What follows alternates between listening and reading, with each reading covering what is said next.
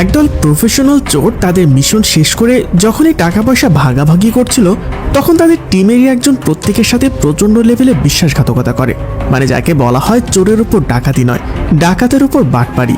আজকের মুভির প্রত্যেকটা ক্যারেক্টার যেন এক একটা অ্যাটম বম, কেউ কারো থেকে কম নয়।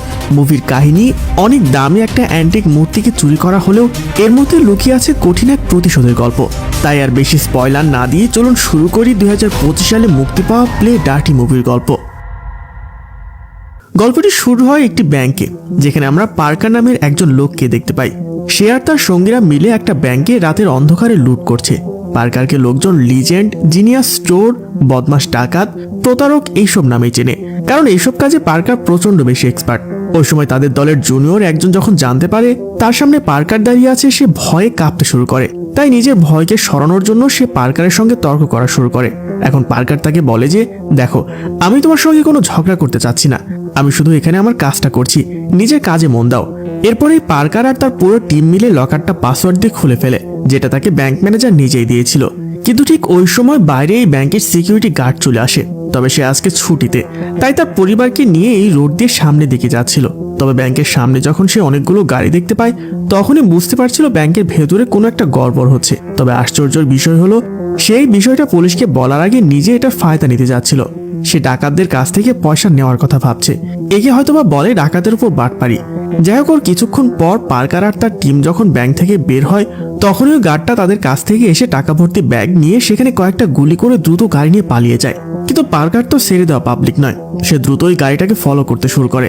এদিকে ওই সিকিউরিটি গার্ডটা তো ভয় পেয়ে তাদের গাড়িটা নিয়ে একটা হর্স রাইডিং মাঠের মধ্যে চলে যায়।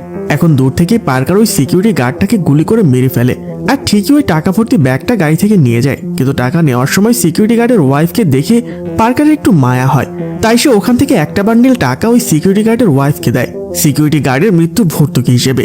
এরপরই তারা পুরো টিম তাদের ডেরায় চলে আসে। ওই সিকিউরিটি গার্ডের তখন এলোপাথারি গুলি করার কারণে পার্কারের সব থেকে কাছের বন্ধু পিলের ঘাড়ে গুলি লাগে। তারা দ্রুতই তখন পিলের চিকিৎসা শুরু করে। তাদের এইবারে ডাকাতের নতুন 4 জন লোক তাদের সঙ্গে ছিল। ওদের মধ্যে জেন নাম করে একটা মেয়ে তখন অদ্ভুত আচরণ করছে। পার্কার তো প্রথমে কিছু বুঝতে পারছে না এই মেয়েটা এমন করছে কেন, আর তখনই হুট করে যেন সেখানে গুলি করা শুরু করে। এখন পার্কার ওই গুলি খেয়ে একটা নদীর মধ্যে পড়ে যায়। এরপরে দৃশ্য পরিবর্তন হলে আমরা দেখতে পাই পার্কার এখনো বেঁচে আছে। সে একটা হোটেলের মধ্যে আহত অবস্থায় আছে। এই হোটেলটায় সে প্রায় আসতো। তখন হোটেলের দেওয়াল ভেঙে সে ওখানে লুকিয়ে রাখা কিছু জিনিস নিয়ে নেয় আর দ্রুতই হোটেল থেকে বেরিয়ে আসে। আসলে সে এখন পিলদের বাড়িতে যাচ্ছিল। পিল তো আগে আহত ছিল, আর জেনের ওরকম এলোপাথারি গুলি করার কারণে পিল সেখানে মারা যায়। তাই তার মৃত্যুর খবরটা পার্কার পিলের ওয়াইফকে জানাতে যাচ্ছে। এরপরে পার্কার পিলের ওয়াইফের কাছে গিয়ে সব ঘটনা খুলে বলে। আসলে জেনকে পিলি তাদের টিমে যুক্ত করেছিল, এই জন্য সে তার ওয়াইফের কাছ থেকে জানতে চাচ্ছে যে জেনকে কোথা থেকে নিয়ে এসেছে, কারণ এই মেয়েটার ব্যাপারে তো এখন পার্কারকে সবকিছু বের করতে হবে যাতে সে জেনের উপর প্রতিশোধ নিতে পারে। তবে সমস্যা হলো পিলের ওয়াইফ জেনের ব্যাপারে কিছুই জানে না। তবে সে একটা লোকের কথা বলে যে পার্কারকে এই বিষয়ে সাহায্য করতে পারে। সে একজন স্মাগলার যে পার্কারকে জেন পর্যন্ত পৌঁছে দিতে পারে। পার্কার যখন সেখান থেকে চলে যাচ্ছিল তখন পিলের ওয়াইফ তাকে বলে যে তুমি মেয়েটাকে মেরে ফেলবে, যে আমার হাজবেন্ডকে এইভাবে মেরে ফেলেছে। ওখান থেকে বের হয়ে পার্কার তার একটা ঘনিষ্ঠ বন্ধু প্রোপেলকে ফোন করে। সে এখন এসব চুরি ডাকাতি থেকে অনেক দূরে, কিন্তু প্রোপেলের সাহায্য নিয়ে পার্কার ওই স্মাগলারের ড্রাইভার সেজে তার পর্যন্ত পৌঁছে যায়। এরপর তাকে গান পয়েন্টে নিয়ে জেন সম্পর্কে জিজ্ঞেস করে। তখন ভয় পেয়ে তো ওই স্মাগলার পার্কারকে জেনের সম্পর্কে সবকিছুই বলে দেয়। জেন সাউথ আমেরিকার একজনের হয়ে কাজ করে, সে কিন্তু প্রচন্ড পরিমাণ সাহসী একটা মেয়ে। আর এরপরে যখন সে জেনের আসল ঠিকানা বলতে যাচ্ছিল তখন একটা গাড়ি এসে তাদের গাড়িটাকে খুব বাজেভাবে ধাক্কা দেয়, আর একসাথে অনেকগুলো লোক বন্দুক নিয়ে গাড়ি থেকে বের হয়ে আসে। এদের সবাইকে আসলে জেনি এখানে পাঠিয়েছে, যারা আসলে পার্কারকে মারতে এখানে এসেছে। কিন্তু পার্কার তো কিছুতে কম না, সে 1 মিনিটেরও কম সময়ে একাই তাদের সবাইকে গুলি করে ওখানে মেরে ফেলে। কিন্তু সে ইচ্ছে করে একজন লোককে ছেড়ে দেয় যাতে করে সেই তাকে জেনের ঠিকানা পর্যন্ত নিয়ে যেতে পারে। এরপর দৃশ্য পরিবর্তন হলে আমরা জেনকে বস্কো নামের একটা লোকের সঙ্গে দেখতে পাই। বস্কো তখন জেনের কাছে এসেছে একটা বড় ডাকাতির প্ল্যান নিয়ে। আসলে জেন অনেক আগে থেকে চাচ্ছিল যে সে এমন একটা ডাকাতি করবে যাতে একবারে সে অনেকগুলো টাকা নিজের করে আনতে পারে। তারা দুইজন তখন এইসব ডাকাতির ব্যাপারে কথা বলছিল, তখনই সেখানে পার্কার চলে আসে। প্রথমে সে বস্কোকে ওখানে গুলি করে মেরে ফেলে, যেটা দেখে তো জেন প্রচন্ড রেগে যায়, কারণ পার্কার থেকে লুটে নেওয়া সব টাকাই অলরেডি সে বস্কোর অ্যাকাউন্টে ট্রান্সফার করে দিয়েছে। তাই এর সাথে সাথে বস্কোর সাথে তার নেক্সট ডাকাতের প্ল্যানটাও খতম হয়ে যায়। এরপর পার্কার জেনকে জিজ্ঞেস করে যে তুমি আমার সঙ্গীদের সেদিন কেন মেরে ফেলেছো। জেন তো খুব ভালো করে বুঝতে পারছিল এখন তার কাছে পার্কারের হাত থেকে পালানোর আর কোনো উপায় নেই, তাই সে সব সত্যি কথাই বলে দেয়।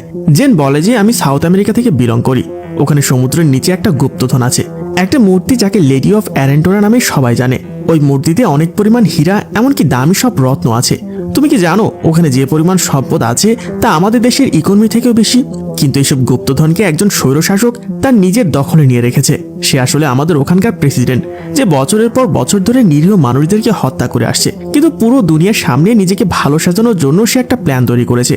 সে সবাইকে বুঝিয়েছে যে সমুদ্রের তলের ওইসব ধন সম্পত্তি আমি সরকারকে দিয়ে দিয়েছি, যার কারণে সবাই তাকে অনেক উদার একজন মানুষ ভাবছে। কিন্তু এখন সে নিজে একটা ডাকাতদের টিম তৈরি করে আবার ওই সম্পত্তি নিজের কাছে নেওয়ার চেষ্টা করছে। পার্কার তখন জেনের কাছে জিজ্ঞেস করে যে তোমাদের ওই ডাকাত টিমের নাম কি? তখন জেন বলে দ্য আউটফিট। এরপর দৃশ্য পরিবর্তন হয় আর আমরা দ্য আউটফিট টিমের বস লজগিনকে দেখতে পাই, যে ইউএস এর সব থেকে বড় ইনকাম ডিপার্টমেন্ট চালায়। তবে সে কিন্তু মানুষের ডলার চুরি করে না, বিনিময়ে সব পুরনো এবং মূল্যবান জিনিসের চুরি করা তার আসল উদ্দেশ্য। আর এবার তো সাউথ আমেরিকার সেই স্বৈরাচার শাসক লজনিকে ওই মূর্তিটা চুরি করার জন্য প্রচুর টাকাও দিয়েছে। এটা ডাকাতি আবার কিছুদিনের মধ্যেই হতে চলেছে। লজগিনের ডান হাত ছিল কিম নামের এই লোকটা। সে অলরেডি খবর পেয়ে গিয়েছে যে বস্কো নিখোঁজ, যার কাছে তাদের পরবর্তী ডাকাতের সমস্ত প্ল্যান ছিল। লজগিন তখন কিমকে বলে যে যেখান থেকে পারো দ্রুত বস্কোকে খুঁজে বের করো। ওদিকে আমরা পার্কারকে দেখতে পাই, যে জেনকে মারার বদলে তার সঙ্গে মিলেই ওই মূর্তিটা চুরির প্ল্যান করছে। তাদের সঙ্গে এবার পার্কারের বন্ধু প্রোফেলও যোগ দিয়েছে। এরপরে জেন পার্কারকে তার বস কর্নেলের সঙ্গে পরিচয় করিয়ে দেয়, যে আগে মার্কিন সামরিক বাহিনীর প্রধান ছিল। সেও চাচ্ছিল ওই স্বৈরশাসককে যে কোনোভাবে উৎখাত করতে। পার্কার তখন তাদের প্ল্যান সম্পর্কে জানতে চায়, কারণ সেখানে তো হাই সিকিউরিটি আছে। এরপরেও তারা চুরি কিভাবে করবে, কর্নেল তাকে সবটা খুলে বলে। আর সেই সঙ্গে তারা পার্কারকে একটা নকল মূর্তিও দেখায়, যেটাকে তারা ওই আসল মূর্তিটার সঙ্গে বদলে ফেলবে। কিন্তু পার্কার তাকে এইভাবে সরাসরি চুরি করতে নিষেধ করে। সে বলে যে এই চুরিটা তোমরা আউটফিট গ্রুপকে দিয়ে করাও, আর তারপরে এই নকল মূর্তিটা দিয়ে আমরা তাদেরকে ধোকা দিতে পারবো। কর্নেল পার্কারের কথা শুনে বুঝতে পারে যে এ কোনো নর্মাল চোর নয়। এখন সহজ ভাষায় বলতে গেলে পার্কাররা প্রথমেই মূর্তি চুরি করবে না, তারা অন্যদের দিয়ে চুরি করে তারপর তাদের কি ধোকা দেবে। এরপর ওখান থেকে বেরোনোর আগে শামচুল নামের একজন লোক পার্কারকে জেনের বয়ফ্রেন্ড হিসেবে পরিচয় দেয়। আর পার্কারের এমন পার্সোনালিটি দেখে সে একটু জেলাস ফিল হচ্ছিল। এরপর তারা যখন গাড়ি দিয়ে আসছিল তখন প্রোপিল পার্কারকে বলছে তুমি তো জেনের থেকে প্রতিশোধ নেওয়ার বদলে উল্টো তাকে চুরিতে সাহায্য করছো। তখন পার্কার একটু হেসে দিয়ে বলছে তুমি আমাকে কি ভেবেছো, শুধু দেখতে থাকো আমি কি করতে পারি, আর আমি আমার পার্টনারদের মৃত্যুর বদলা অবশ্যই নেব। এরপরে দৃশ্য পরিবর্তন হলে আমরা পার্কার আর জেনকে একটা ক্লাবে আসতে দেখি। এখানে তারা বস্কোর বড় ভাইয়ের কাছ থেকে ওই মূর্তিটার একটা নকশা আনতে যায়। তবে দেখা করার আগে জেন পার্কারকে বলে যে বস্কোর ভাই কিন্তু হৃদরোগে আক্রান্ত, তাই তার সঙ্গে অনেক আস্তে আস্তে কথা বলবে। কিন্তু পার্কারের মনে তো আসলে দয়া মায়া বেশি নেই, তাই সরাসরি সে তার ভাইকে বলে দেয় যে তুমি কি জানো বস্কো অলরেডি ওপরে চলে গিয়েছে, তার কাছে আমাদের কিছু জিনিস ছিল, ওগুলো নিতে আমরা এখানে এসেছি। এটা শুনে তো বস্কোর বড় ভাই সেখানে অনেক কান্না শুরু করে। পার্কার তো তাকে বারবার কোশ্চেন করে যাচ্ছিল ওগুলো কোথায় রেখেছো, ঠিকঠাক ভাবে বলো। তখন বস্কোর ভাই বলে যে সে তার সমস্ত প্রয়োজনের জিনিস নিজের বেডরুমে রাখে। এটি শুনে তখন দ্রুত পার্কার আর জেন তখন সেখান থেকে বেরিয়ে নকশাটা আনতে যাবে। তখনই সেখানে কিম তার পুরো টিম মিলে সে ক্লাবে চলে আসে আর বস্কোর ভাইকে হুমকি দিয়ে জিজ্ঞেস করে যে সত্যি করে বলো বস্কো কোথায় আছে। ঠিক তখনই সেখানে বস্কোর ভাইয়ের হার্ট অ্যাটাক হয়ে যায় আর জেন তখন বাহানা বানিয়ে বলে যে আমি একজন ডক্টর, আমাকে দেখতে দাও। এই সুযোগে সে টেবিলের নিচে থাকা বন্দুক দিয়ে তাদের সরাসরি গুলি করতে থাকে। আর এই সুযোগে পার্কার সোজা চলে যায় বস্কোর রুমে। বস্কো তার আলমারি ভর্তি শুধু হাতির টয় রেখে দিয়েছে, আর সে যেন কোনো একটা হাতির মধ্যে ওই সবগুলো নকশা লুকিয়ে রেখেছিল। পার্কার যখন একটা করে হাতি দেখছিল ঠিক তখনই সেখানে কিম চলে আসে আর ওই নকশাটা নেওয়ার জন্য তাদের দুজনের মাঝখানে তখন বেশ ফাইট শুরু হয়ে যায়। তবে ঠিক তখনই সেখানে পুলিশ চলে আসে। তাড়াহুড়ো করে পালাতে গিয়ে কিম জানালা দিয়ে নিচে পড়ে যাচ্ছিল, তখন পার্কার তাকে বাঁচিয়ে নেয়। কিন্তু যখনই পুলিশ ভেতরে ঢুকে তখনই পার্কার ইচ্ছে করে তার হাতটা ছেড়ে দেয়। তবে এত ওপর থেকে পড়ে সে কিন্তু মারা যায় না, ওখান থেকে সোজা একটা গাড়ির ওপর এসে পড়েছিল। এদিকে লজকিন তখন জানতে পারে যে কিম ওই নকশাটা উদ্ধার করতে পারেনি, বরং আহত হয়ে ফিরে এসেছে। তখন সে দ্রুত কিমের সঙ্গে দেখা করতে চায়। আর লজকিন যখন জানতে পারে যে এই মামলাটায় পার্কারও আছে তখন সে তো পুরো হয়রান হয়ে যায়। আসলে কিছু বছর আগে পার্কার আর লজকিনের মধ্যে একটা চুক্তি হয়েছিল, তারা কখনোই একে অপরের কাজে হস্তক্ষেপ করবে না। মানে এখন আর তাদের মাঝখানে সেই চুক্তিটা নেই, তারা এখন আবারও একে অপরের দুশ্মন। এরপরে আমরা আবারও পার্কারকে দেখতে পাই, যেখানে সে জেন আর কর্নেলকে তার নতুন টিমের সঙ্গে পরিচয় করে দিচ্ছে।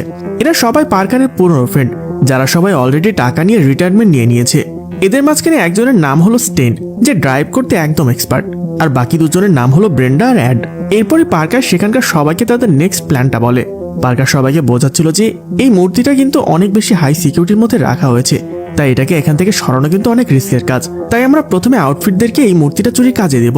তারা যখন মূর্তিটা চুরি করে নিয়ে আসবে তারপর আমরা তাদের কাছ থেকে ওই নিয়ে আসবো। পার্কার এরপর ব্রেন্ডা আর অ্যাডকে বলে যে তোমরা দুইজন রেল সেকশনের কর্মচারী সেজে গিয়ে ট্রেনের স্পিডটাকে বাড়িয়ে দেবে। এরপরে প্রপিল ট্রেনের গতি কমানোর সিস্টেমটা পুরো ভেঙে ফেলবে। আর ট্রেন যখন এতটা গতিতে চলতে থাকবে তখন ঠিকই পরের স্টেশনে যাওয়ার আগে লাইনচ্যুত হয়ে যাবে। ওই সময় ট্রেন তার ট্রাক দিয়ে মূর্তিটাকে। এরপর পার্কার সবাইকে বলে যে আমাদের মিশনের 24 ঘন্টা সময় বাকি আছে, তাই সবাই আজকে ভালো করে আরাম করে নাও। এরপর পার্কার সেখান থেকে তার পছন্দের একটা হোটেলে চলে আসে। জেনও এখন পার্কারের সঙ্গে আছে। জেন হোটেল রুমে এসে পার্কারকে একটু সিডিউস করার চেষ্টা করে, কিন্তু পার্কার তা পাত্তা না দিয়ে দূরে সরিয়ে দেয়। ঠিক তখনই শামচুল হোটেল রুমে ঢুকে পড়ে আর পার্কারকে সেখান থেকে নিয়ে এসে একটা নির্জন জায়গায় বেঁধে রেখে দেয়। তার সন্দেহ হচ্ছিল যে পার্কার তার গার্লফ্রেন্ডকে নিয়ে হোটেলে একান্তে সময় কাটাচ্ছিল। শামচুল এতটাই বেশি রেগেছিল যে সে লজনিকে পার্কারের কথাটা বলে দেয়, আর লজকিনও পার্কারকে মারার জন্য একজন লোককে পাঠিয়ে দেয়। তবে তখনই সেখানে জেন চলে আসে। সে পার্কারকে বাঁচানোর জন্য শামচুলকে বলে যে আমাদের মধ্যে ওইরকম কোনো সম্পর্ক নেই, তুমি শুধু শুধু সন্দেহ করছো। শামচুল বুঝতে পেরে যখন পার্কারকে মুক্ত করে দেয়, লজকিনের একজন লোক সেখানে পৌঁছে যায়। পার্কার তখন শামচুলকে ঢাল হিসেবে ইউজ করে, যার কারণে গুলি লেগে সেখানে শামচুল মারা যায়। পার্কার তখন লজকিন যে লোকটাকে পাঠিয়েছিল তাকেও মেরে ফেলে। আর তখন এসে দেখতে পায় ওই লোকের ফোনে লজকিনের কল এসেছে। পার্কার কলটা রিসিভ করে বলে যে তুমি কেমন লোককে পাঠিয়েছো আমাকে হত্যা করতে, এ নিজে এখানে এসে মরে গিয়েছে। লজকিন তখন পার্কারকে বলে তুই আমার জায়গায় এসে ভুল করেছিস, আমাদের মধ্যে তো চুক্তি হয়েছিল, আমরা কেউ কার কাজে হাত দেব না। এরপর লজকিন এমন একটা কথা বলে যেটা শুনে পার্কার তো পুরোই চমকে যায়, কারণ ওই মূর্তিটা কালকে নয় বরং আউটফিট টিম আজকে চুরি করছে। এটা শুনে পার্কার দ্রুত তার টিমকে তৈরি হতে বলে, আর প্ল্যান মোতাবেক ব্রেন্ডা আর অ্যাড ট্রেনের কর্মচারী সেজে স্টেশনে পৌঁছে যায়। কিছু সময়ের মধ্যে তারা কন্ট্রোল রুমে ঢুকে ট্রেনের স্পিডটা বাড়িয়ে দেয়।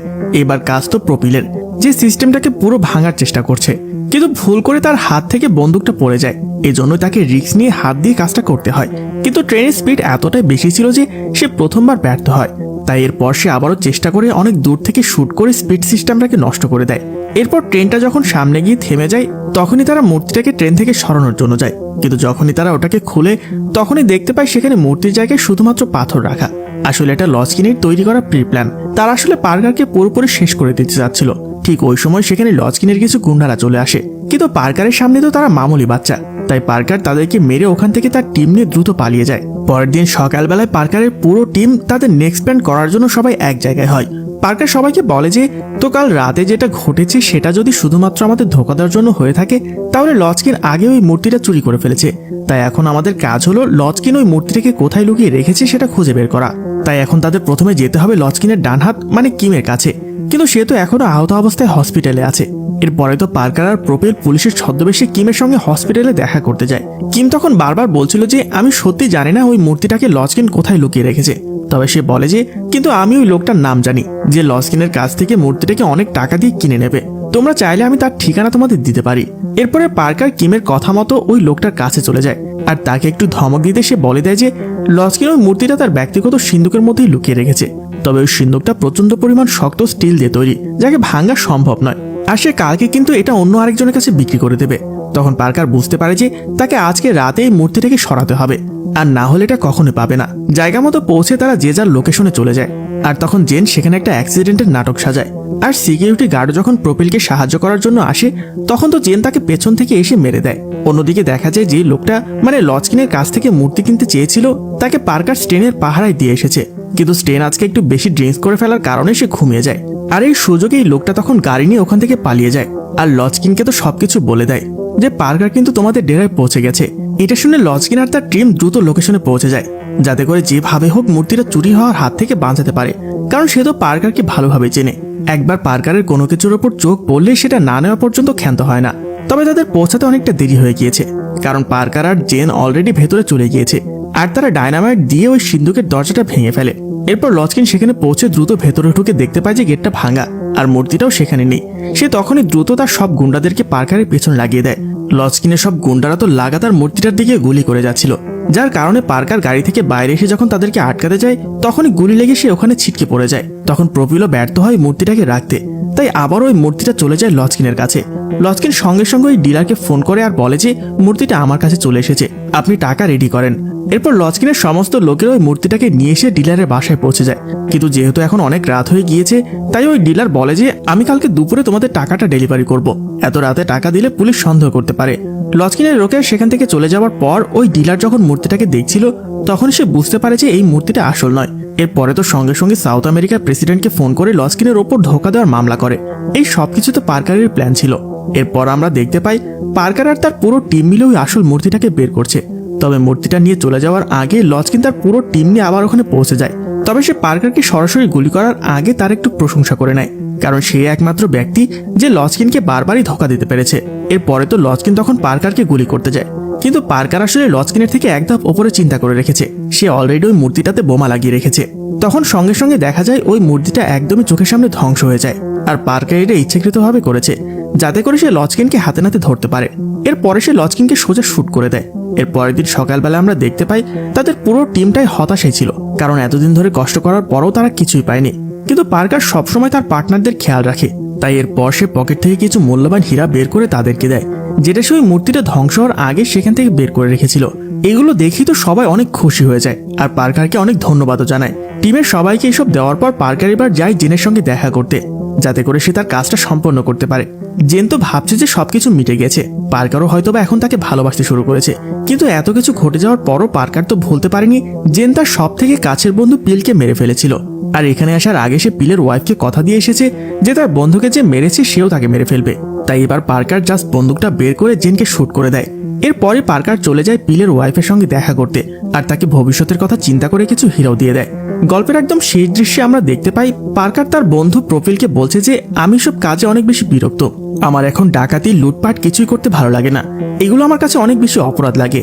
তখন প্রফিল বলে যে গড সবসময় তাদেরকে পছন্দ করে যারা নিজেদের ভুল বুঝতে পেরে তার কাছে আত্মসমর্পণ করে। এটা শুনে পার্কারও তখন একটু খুশি হয়ে যায় আর এইসব অপরাধের দুনিয়া থেকে নিজেকে পুরোপুরি সরিয়ে নেয়। আর আমাদের আজকের এই জমজমাট অ্যাকশনে ভরপুর মুভির গল্পটাও এখানে শেষ হয়ে যায়।